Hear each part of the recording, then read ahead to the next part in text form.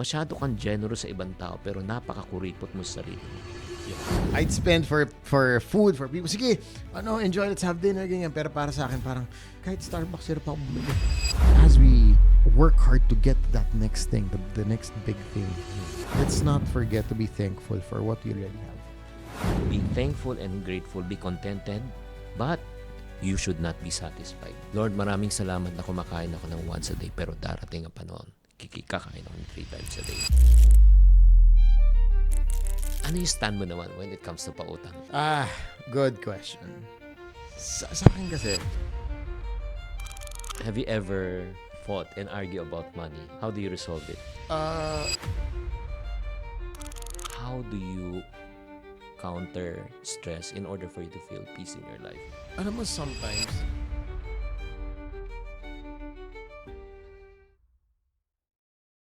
This is Money Masters, where true stories spark real change. Chinky Tan, with over 6 million Facebook followers, 2.8 million YouTube subscribers, and 2.4 million TikTok fans, is now all out to share with you the most practical, simplest path to lasting wealth. I've known one, guys, ito lang, kung you want to dispute me, one online seller by the name of James Afante, in 6 hours live, guess how much he sold worth of products? Wala mo. 8 million. Higher. 10 million. Higher. 100. Higher. In 1 hour. 6 hours. 200 M. 174 million. Wow. 6 hours.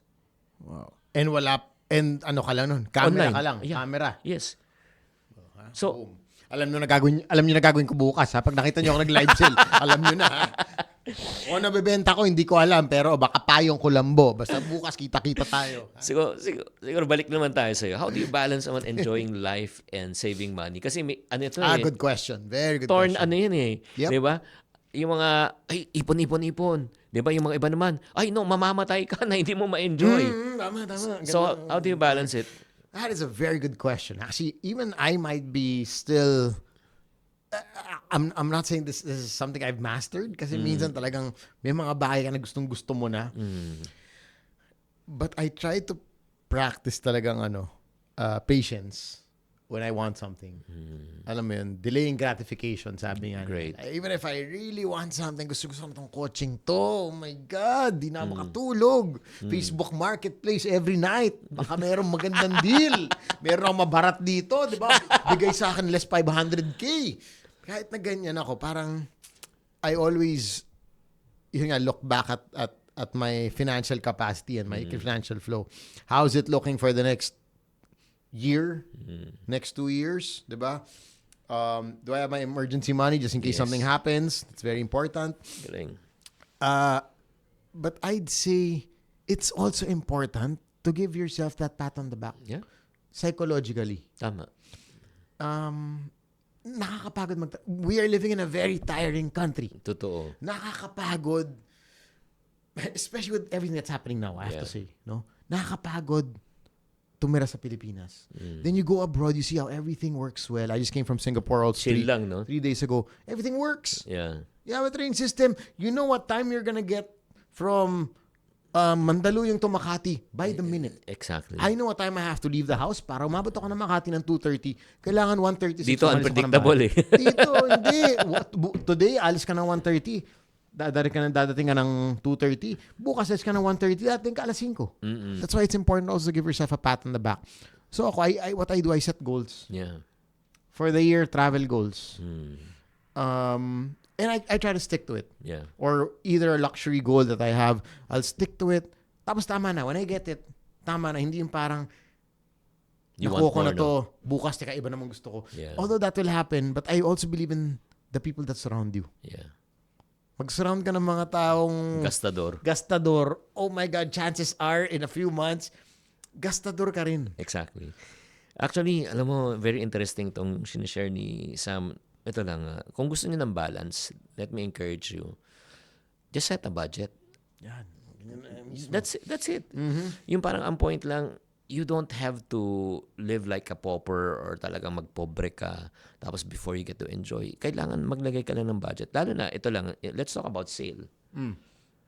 Oo. Hindi porket may sale, dapat bumili ka. Tama. Oo. Hindi porket walang sale, hindi ka dapat bumili. Okay.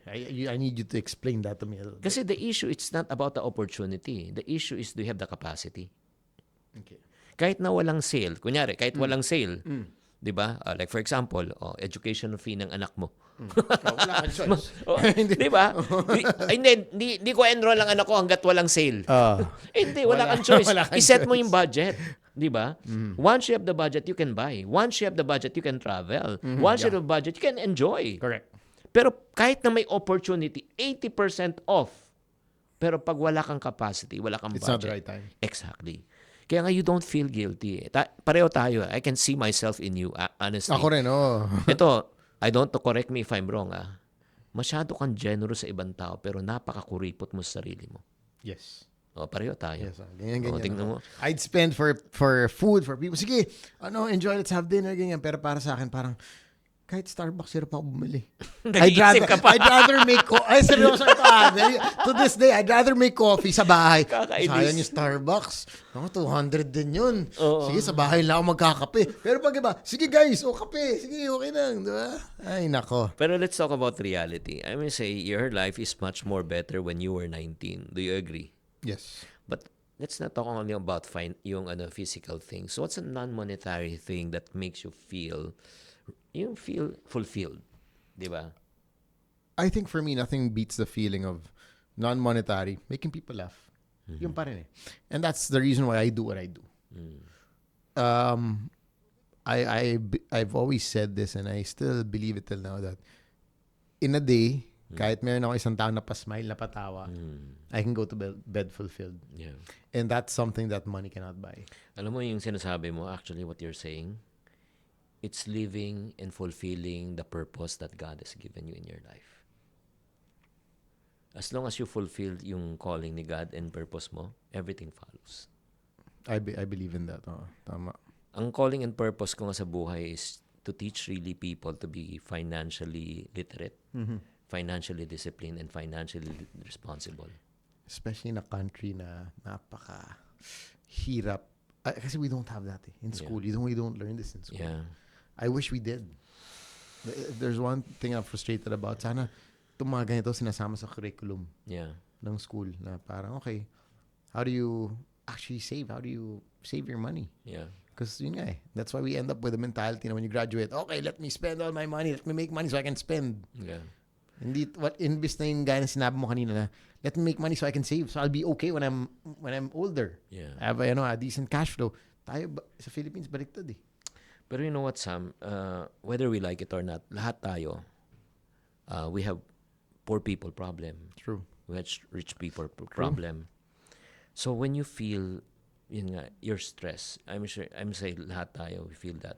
How do you counter stress in order for you to feel peace in your life? What do you do? Alam mo, sometimes, I take my mornings to reflect and I didn't do this before. In the morning when I get done, while I have my coffee, yun muna inisip ko eh. How blessed I am. Thankful I am. Even to wake up. Yeah, grabe, no? To wake up. Kanina lang umaga, yun din ang ano ko. Sabi ko, Lord, Nagising thank ka, you, nabuhay pa ako. nakagalaw tayo. Oo. Wala kang sakit. Sabi nga nila, diba, you have, you don't have, when you're not sick, you have so many problems. But when you're sick, you only have one problem. That's your health. Yeah. No? I was able to run this morning. I'm thankful for that. I was having coffee, looking at the sun. So sometimes kasi we get so caught up with everything that's happening to us. Masyado tayong busy, masyado tayong marami ginagawa. And that's okay. That's life. It happens. But it's important to set, siguro kahit, like you said, kung kaya mo ay tabi 5% ng kita mo, kamusta naman ang 5 minutes ng araw mo para sa sarili mo? Exactly. For your health. For your health? Just to reflect on, while you want your next bag, your next watch, your next car, what do you already have now? Yeah. Diba? Umaabot ka naman from Mandaluyong to Makati in a car. Gusto mo lang na mas magandang kotse, pero may kotse ka naman. Diba? We all want a bigger house, pero may bahay ka naman. Diba? We all want nice clothes, pero may damit ka naman. Diba? I'm not saying it's wrong to want more because it's part of being human. We're always gonna want more. Even if you say na you have to be content. Yes, we have to be content. But as human beings, we're always gonna want more. We're always gonna want the newest thing, the biggest thing. But as we work hard to get to that next thing, the next big thing, let's not forget to be thankful for what we already have. Alam mo, correct me if I'm wrong, if I have to paraphrase what you just mentioned.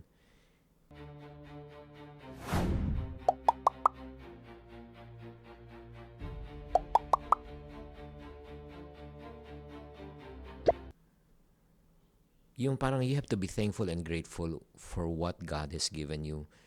Try to look for the things that you have rather than looking for the things that you do not have. True.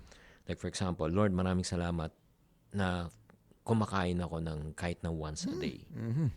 Lord, maraming salamat na may pamasahe ako pan-tricycle. Maraming salamat na may tinitirhan ako na maliit na bahay.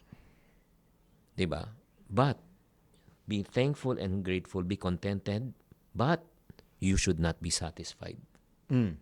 Lord, maraming salamat na kumakain ako ng once a day, pero darating ang panahon, kakain ako ng 3 times a day. Maraming salamat na may pamasahe ako ngayon, pero darating ang panahon, magkakaroon ako ng sarili kong sasakyan. Amen. Maraming salamat na meron akong maliit na tirahan, pero darating ang panahon, magkakaroon ako ng sarili kong bahay. Because the good days are not behind you, but the good days are ahead of you. But for today, every single day, you're thankful and grateful. You don't look at the things you do not have, but you focus on the things that you do have. Amen to that. And I do believe that some days are going to be easier, some days are going to be harder, but you're going to look back at the days that were hard, but you've been through them. You went through them, and you are where you are today. And you have to be thankful for that. Malapit na tayo matapos, mga kapatid. So, I'm just pretty interested, no, Sam, how do you and your partner handle your finances? Paano nyo minamanage yan? I think that's one thing that we really had to talk about before we got married, which I encourage to everyone also. Bago kami pakasal, I mentioned kanina, sensitive ang usapang pera. Lalo sa atin. Sa atin, diba? Kasi parang we put value on ourselves based on how much you make. Yeah. Okay, I make 100,000 a month. Ganito ang tingin ko sa sarili ko. Diba? Yeah. Ikaw, 20,000 na ganito ang tingin. Meron ganyan eh. One thing that a lot of couples fail to do is talk about money. They talk about love. Okay, let's raise the family. Let's build a house. But the dreams, but how are we with money? I was listening to this podcast 2 months ago, and it said that actually, as a couple, your first kid, your first baby, is not actually your baby. It's the money.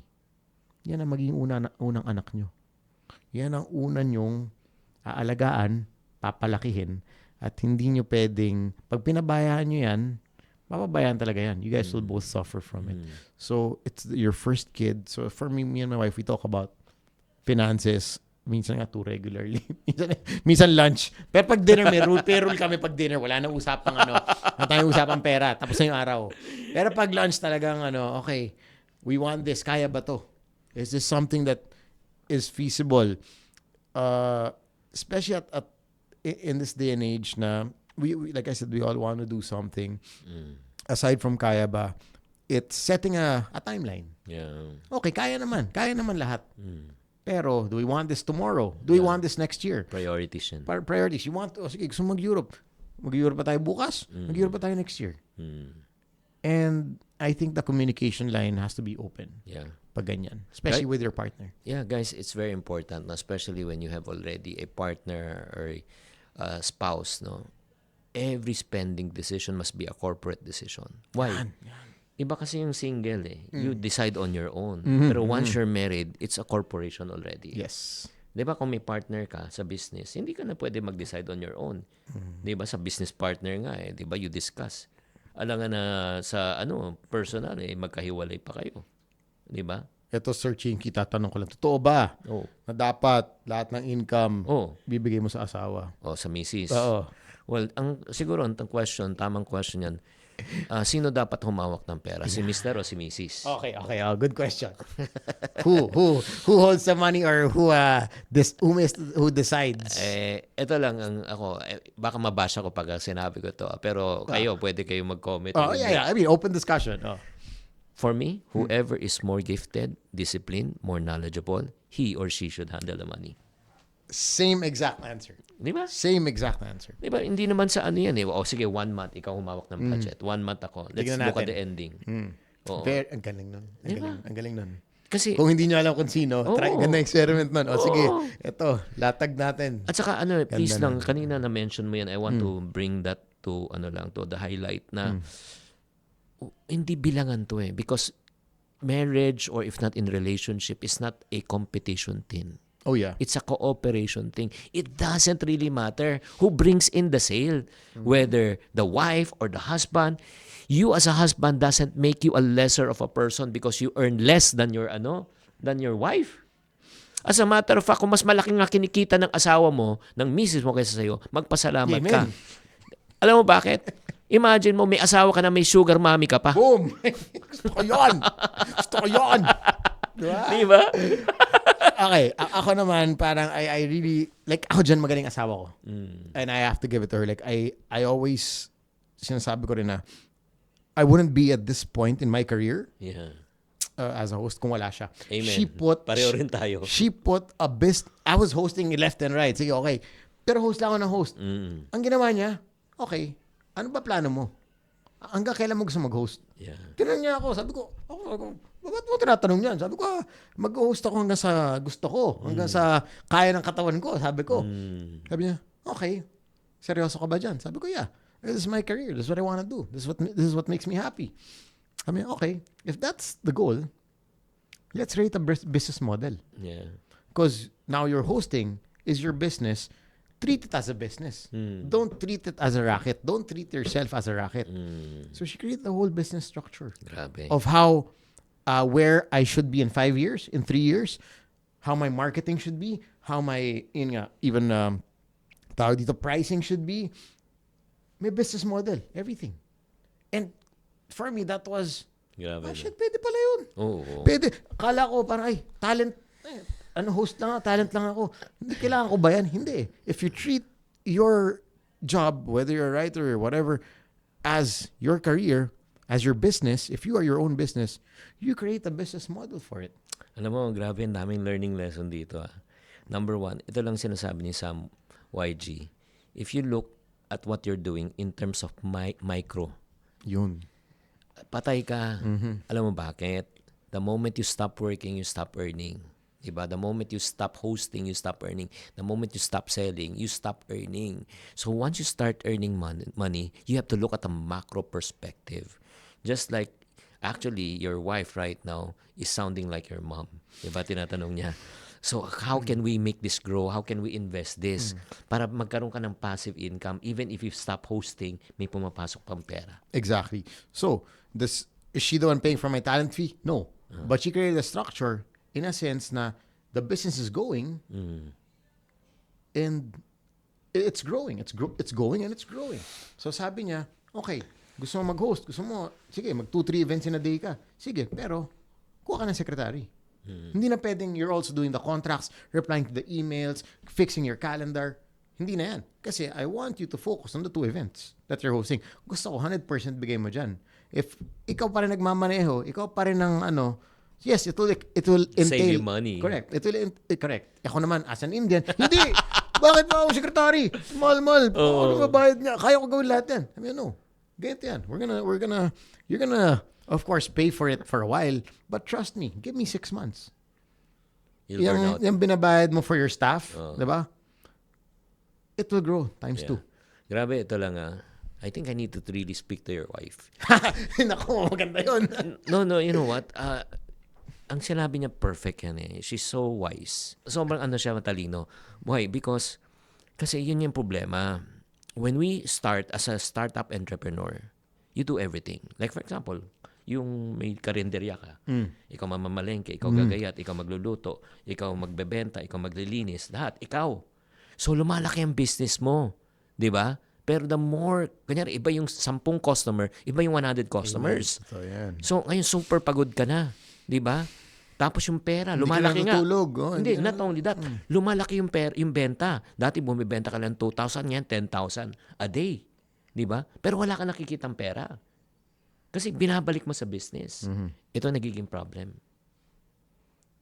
You become an employee Yes. of your own company.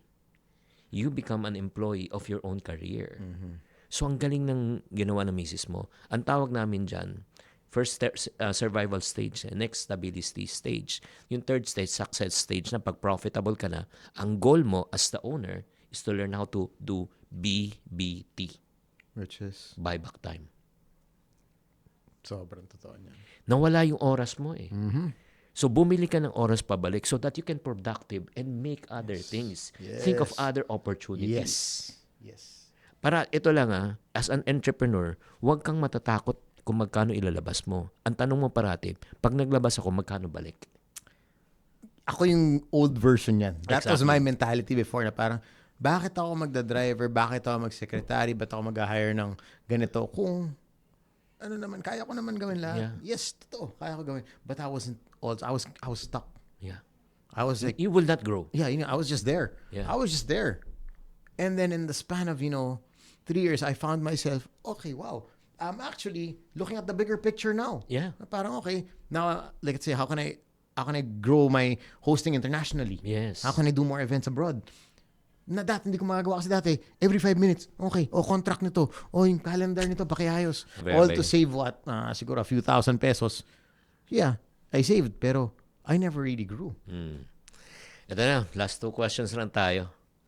Have you ever fought and argue about money with Of course. How do you resolve it?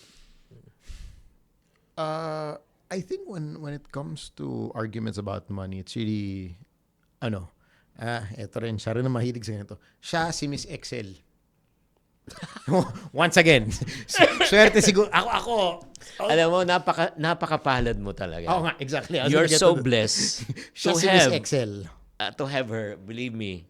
Or else, nako, hindi mo alam na saan ang pera mo. That is so true. Alam mo, may pera ka, pero hindi mo Yes, alam. oo. Sasabihin niya, pag ganyan na, pag nagkakaano na, of course, more or less, ballpark, you know what's happening. But if things get a bit heated, na, okay, paano natin i-achieve to? Excel talaga. Galing. She's gonna break it down. Okay, ito yung gas mo ngayon. Ito binabayad natin sa Meralco. Ito binabayad natin sa tubig. Ito ganyan. Okay, ngayon, ano yung goal? Then, we start to figure out how we get there. Ito na ang last question ko. Alam mo naman, Negosyong pangmatagalan at kumikitang pangkabuhayan ba ang gusto mo?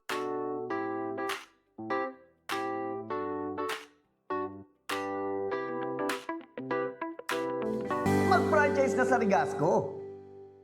in terms of pautang. Di ba? Especially, di ba, pagka sinabi natin, di ba, utang. Oo. Saan ka pupunta? Number 1 kami dyan, di ba? Ang taong gipit sa Bombay kumakapit. The question lang, ano yung stand mo naman when it comes to pautang? Good question.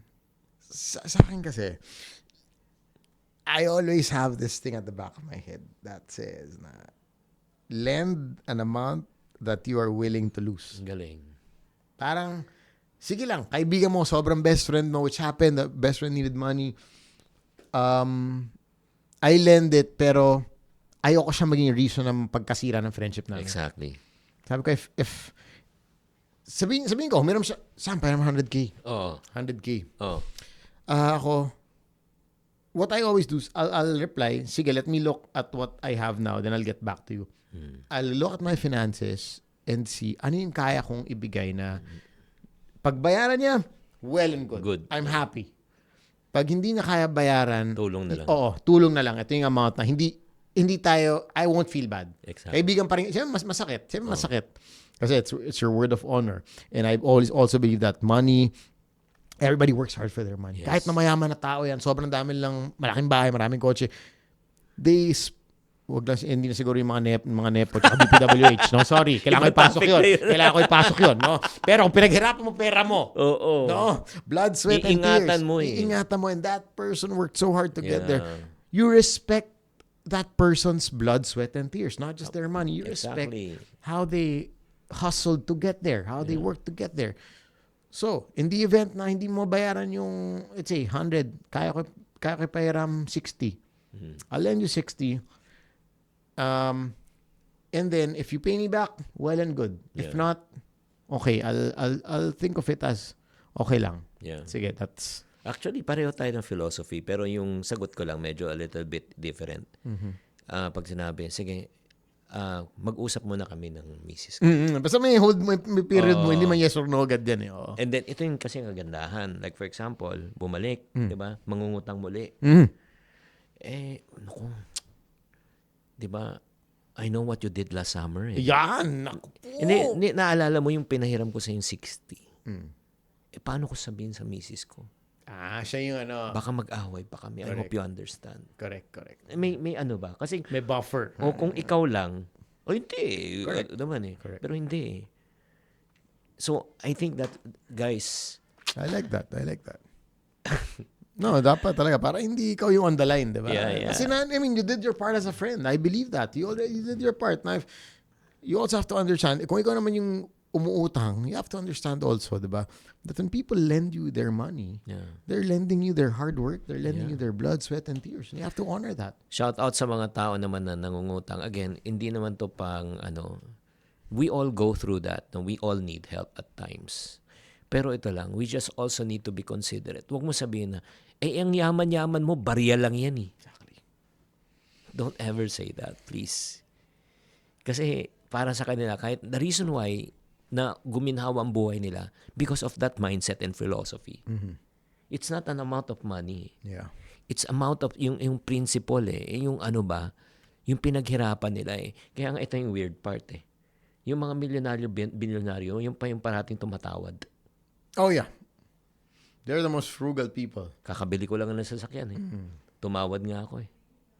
Yeah. Alam mo pag bumibili ako, ito open secret na lang to, reveal ko. Hindi ako bumibili ng brand new na laptop, brand new na computer. Pati computer, hindi brand new. Alam mo pa natin binibili ko? Yung display unit. The demo unit. Ayun, kasi Yeah. less 20. No, more. More. It's 50% off. Oh, wow. So I always talk to yung Whoever's there. Yeah, sabi ko, kung meron na kayong kasi tapos na yung display, may bago na kayong brand. Correct. Sell it to me. Diba? Naka-warranty pa naman yun. Diba? Yes, Kasi sagot exactly. galing naman store. Diba? Exactly, 3 years pa yung warranty nun. Kaya I buy it for... As a true Chinese. As a true Chinese. Diba? So, okay, let's end with this. Magpa-fast talk na tayo, Boy Abunda style. Oo naman, para kay Sam YG. Save or spend? Save. Obvious ba? Cash or card? Card. Ma-points ako eh. Points. Ma-points Galing. But pag sinaswipe ko yan, kailangan nandun na yung the funds are ready. Yeah. I wouldn't swipe if the funds are not ready. Galing. Ako rin, may 1% cashback ako eh. Yun, diba? Yeah. Same. Luxury or investment? Depends on when you ask me. Like if I'm in the buying state, then I'll go for a luxury watch. Very if I'm in good. the saving state, I'm going to go for investment. Travel or real estate? Once again, depending on... But I'm a real estate guy. I told you this off air. So, real estate. Oo. Ito, dapat tama sagot mo. Kundi outside ka. First million o first love? First love, syempre. Bahala na o planado lahat? Planado lahat. Ito, nasabi mo na kanina eh. Coffee splurge or brewed at home? Brewed at home. Budgeting app or old school notebook? Old school. Pareho tayo. Old school. Sulat pa rin. Oo. Well, Sam, please, if there's someone out there right now who's just as young as you, they want to be as successful as you, please talk to them and then tell them how can they achieve it. Well, first of all, thank you for listening and joining us on the podcast. Thank you, Chinky, for having me. Sure. I think everyone, whoever you are, always remember that number one, ano lang tayo? Hindi naman natin madadala sa heaven lahat. Yeah. We're just stewards of Yeah. of all these gifts from the Lord. Let's say you're blessed with a nice car, a nice house, a lot of money. Pinapaalaga lang sa'yo yan. Totoo. Hindi rin natin madadala yan kung saan-saan. No? Totoo. So, as a steward, as a keeper of these gifts, these blessings, what do you do? Do you keep everything for yourself? Do you make it grow even more? Do you share? So those are three things that, I'd like you guys to reflect on. As keepers of something precious, something, a gift that was given to you. 70 years, 80 years tayo. Tago mo yan. Keep mo yan. Papalaki mo ba yan? Are you gonna make it grow and share it with others? Or are you just gonna bury it sa ground? Ano gagawin mo? Once you kind of realize that we're just keepers, stewards of all these gifts, everything changes. Yeah. Everything, the way you view the world, the way you view money will change. Yeah. Save, invest, and do the best you can. Set goals. Learn to delay gratification. Delay your happiness. Sometimes you'd be surprised. Hindi ka mabiling kotse ngayon. After 5 years, 2 kotse mabibili mo. Totoo. Kasi hindi mabili yung kotse mo ngayon. Totoo. It's some of these concepts might sound funny, but I guess we had experiences in life that, like I said, even me, I lost, I made, and all these things. So we all have our journey. You all have our path. At the end of the day, do the best with whatever you are or whichever path you are given. Yeah. If I would have to sum up what Sam just mentioned, yung sa entire podcast, first, earn all you can. Number 2, save all you can. Number 3, invest all you can so that you get to enjoy life. But the fourth most important thing is give all you can. The purpose of blessing is not for you to only live a blessed life, but the purpose of blessing is for you to become a blessing to others. Yan, exactly. Amen? Amen. Thank So you. Sam, how do they get in touch with you? I know marami nakakilala sa iyo, pero for my followers na hindi pa kilala sa Sam YG, so how do they get in touch with you? It is on Instagram _SamYG. Also on Facebook, just search Sam YG. Nandiyan naman ako. Ako lang naman yata yung Indian na Sam YG. Tapos TikTok nandiyan din tayo. We have our podcast. It's called Lecheng Pag-ibig To. On Spotify and on YouTube as well. And Chinky, thank you so much for having me. It was such a great conversation. Yeah, thank you so much. It's an honor and privilege to learn from you. So guys, if you're part of the HR, you want to invite someone who's a host or a wedding host also, you can also please reach out to Sam YG. Maraming salamat mga kapatid. Parati ko sinasabi sa aking program, tatandaan, tamang karunungan, tamang disiplina po ang susi sa pagyaman. Sa 10 design nilalabas namin, siguro mga 7 designs ang hindi kikita. Pero yung 3 designs na yan, pag kumita yan, bawing-bawing ngayon yung losses dun sa 7. My business is managing failure. If I have less failure, I have higher profitability. And maraming tao would choose sweldo versus commission. Bakit? Steady. Yung bang predictable yan. Kaya magtrabaho ko, kaya matulog ako, kaya wala akong ginawa, nag-a-add to cart lang ako. Andyan yung steady stream of income. What they don't understand is, it costs you a lot. One of the biggest reasons kung bakit yung mga tao ayaw pumasok sa sales, Bakit? the fear of rejection. Yes. Kako yung lang word na rejection is wrong.